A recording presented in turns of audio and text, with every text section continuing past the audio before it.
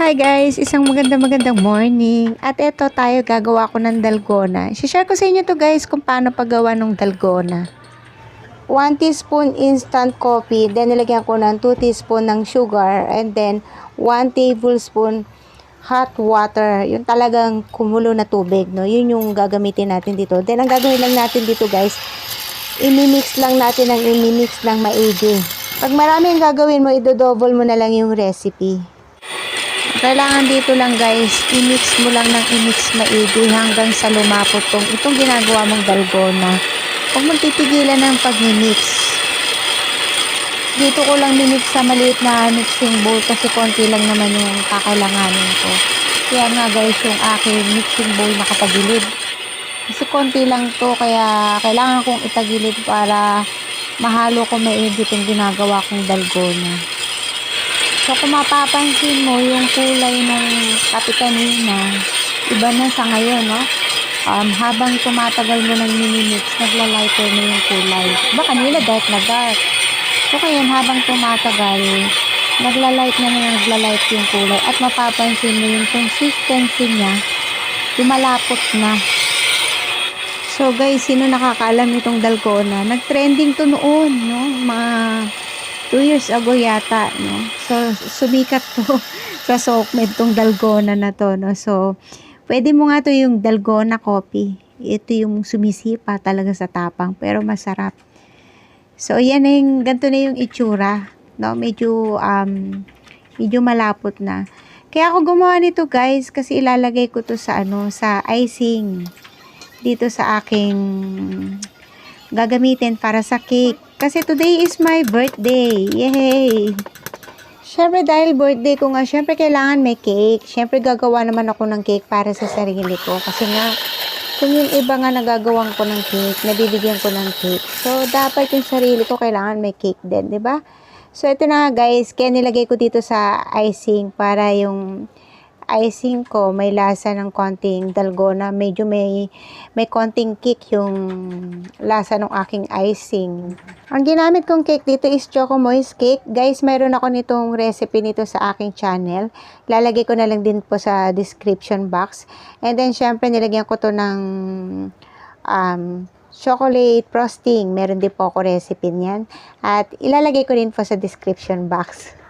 So guys, alam nyo ba, kada birthday ko, excited talaga ako. Meron pa nga akong countdown yan sa aking social media account. No? May countdown ako yan everyday until dumating yung araw ng birthday ko. Alam nyo kung bakit.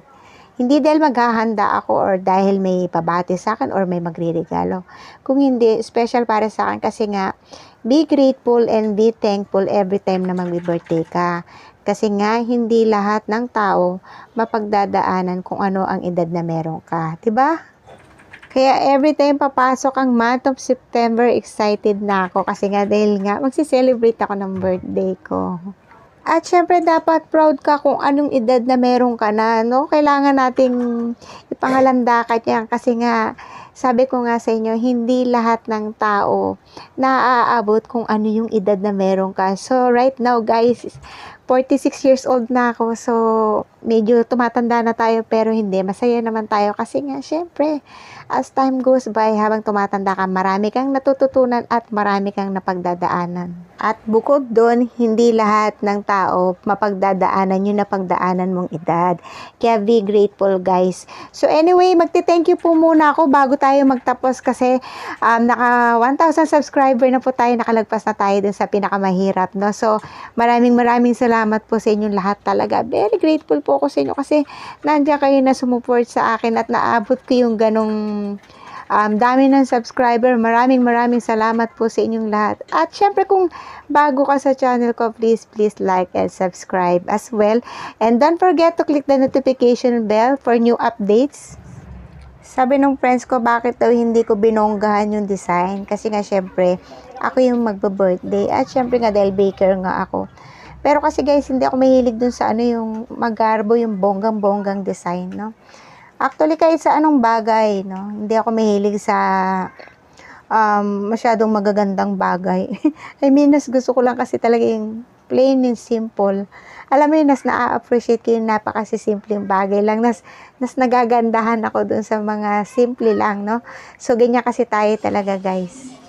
For the recipe of chocolate moist cake and chocolate frosting, ilalagay ko na lang po sa description box. So, para pwede nyo pong makita doon. At ito na, i-slicein ko na yung cake. Siyempre, the first slice is mine. Ganun talaga kasi ako yung may birthday. So, alam nyo guys, wala naman akong bisita at hindi rin naman ako as in totally naghanda. So, nagluto lang ako ng pansit, syempre pampahaba ng buhay for long life, no? Pansit is life na sabi nga. Yun lang naman niluto ko, pansit lang naman and then gumawa ko nitong cake. A simple celebration lang naman talaga.